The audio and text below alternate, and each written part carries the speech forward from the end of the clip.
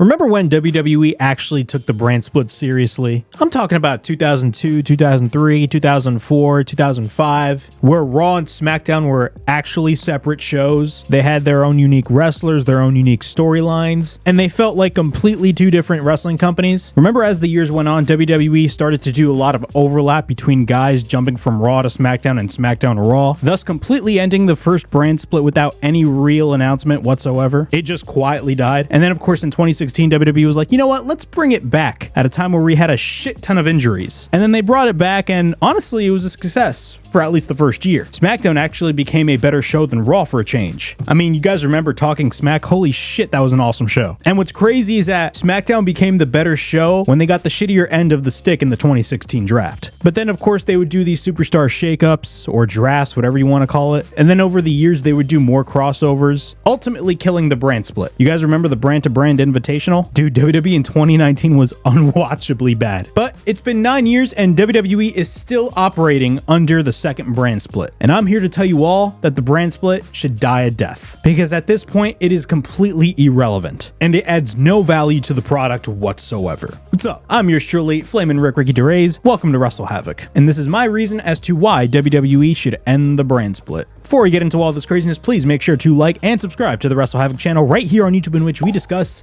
everything in and outside of the squared circle.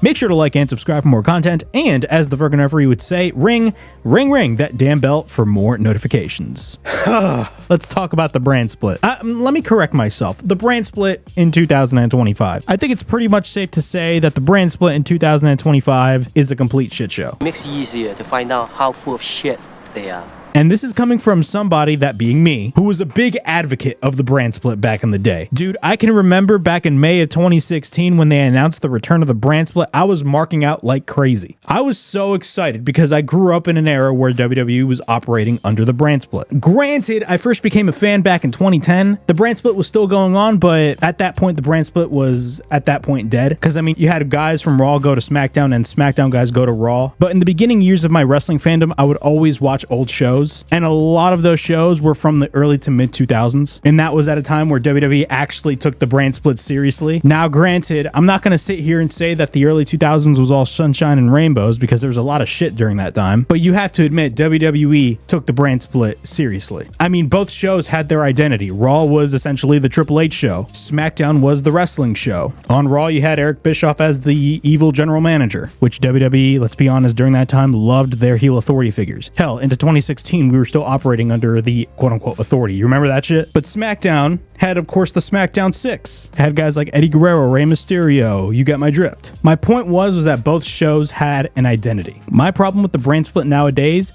is that both shows lack an identity. Now, what do I mean when I say that? I'm not saying that when you watch both Raw and SmackDown, they don't have an identity at all. The identity is the WWE. WWE is the identity. But I'm saying this from a brand split point of view. If you compare both Raw and SmackDown in 2025, what is the difference? It's the same shit. The same shit.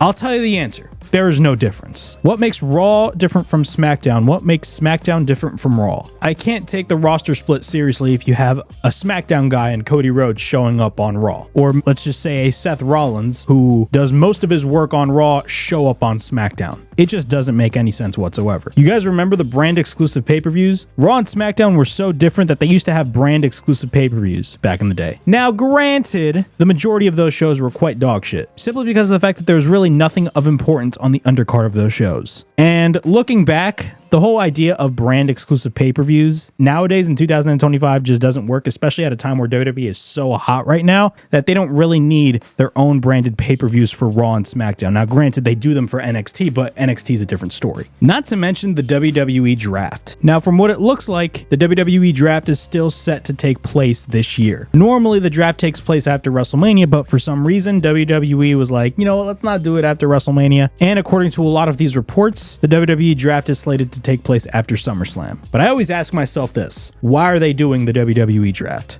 Why? There's so many reasons as to why the WWE draft to me is an outdated concept. Number one, it's an outdated concept because WWE tells you it's an outdated concept. And number two, the WWE draft is all just a ratings ploy.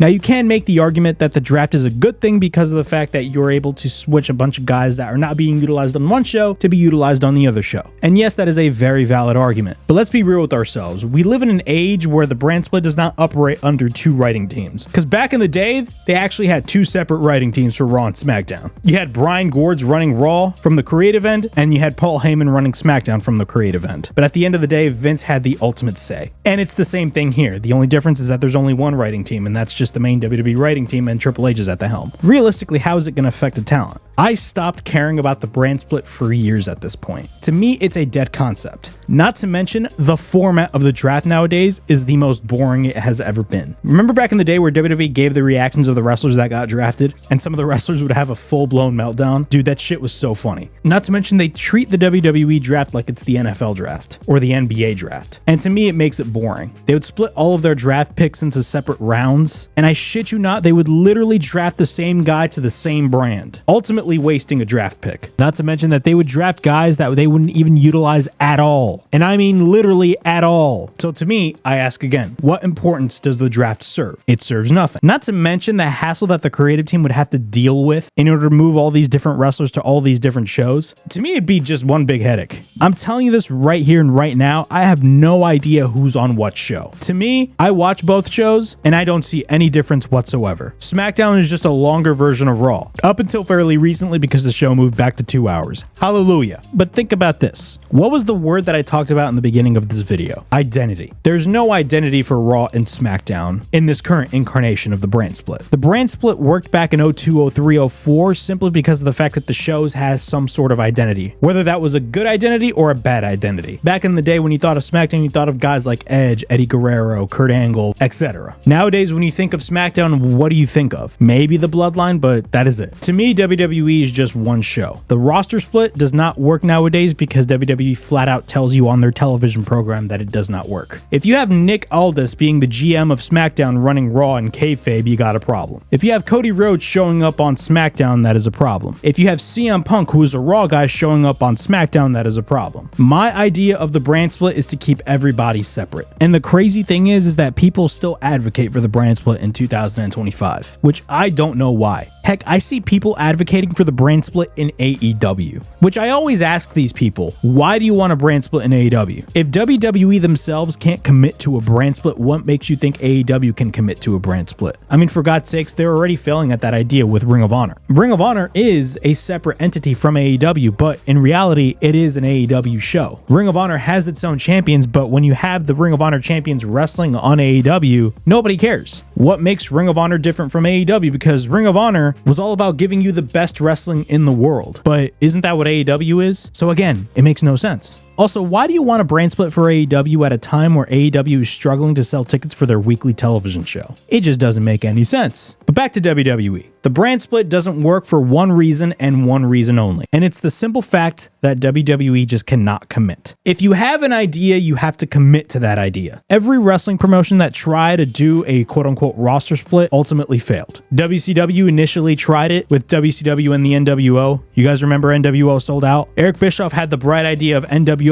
essentially being its separate brand and wrestlers wrestling under the NWO brand. They did 2 experiments that ultimately failed. Of course, it was the NWO sold out pay-per-view and the NWO Nitro episode. WWE tried to do it with the relaunch of WCW, but it never took off. It never took off because of one match, Buff Bagwell versus Booker T. So instead of bringing back WCW, they did the whole Raw and SmackDown brand split, and it worked for a couple years, but then it ultimately failed. They brought it back in 2016. It worked for a little bit, but then it ultimately failed. Why? It's because WWE just cannot commit. If you're going to have talent flip back and forth between the shows, you might as well just kill off the brand split entirely. Yes, I understand you have 2 world champions, you have 2 tag team champions, you have 2 women's champions. I get that. And it fills the gap between the shows. But that is the only thing that's separate, in my opinion. But all I'm saying is that if you want me to take the brand split seriously, make the shows different. I could make the argument that when WWE brought back the brand split back in 2016, the real brand split was not necessarily Raw and SmackDown, because Raw and and SmackDown was Vince McMahon's WWE. The real brand split was Vince McMahon's WWE, Triple H's NXT. Why do I say that? It's because both shows felt different. NXT had the hardcore loyal audience. You know, the audience that watches AEW now, that audience. The audience that used to watch Ring of Honor, that audience. The audience that catered to the hardcore fans. And the main roster was essentially the casual fans. And those felt like completely two different products. Hell, Triple H's NXT felt like an indie show with the WWE budget. And a very successful one, I might add. That was the real brand split right there. Raw and SmackDown is just a farce. They're just two shows and that's it. They're WWE shows. There's no such thing as the Raw audience or the SmackDown audience. You will not hear any fan chanting Raw, Raw, Raw. You will not hear any fan chanting SmackDown, SmackDown, SmackDown. It's just completely unrealistic. If you are a WWE fan, you watch both shows. And I assume a lot of the casual fans that watch the product don't care about who's on Raw and don't care about who's on SmackDown. All they care about is just seeing the main stars. And that's what WWE should focus on. Just focus on one roster and call it a day. I understand you got two champions, but WWE did that to themselves. But yeah, that was my thoughts on the brand split as a whole. Please like, subscribe,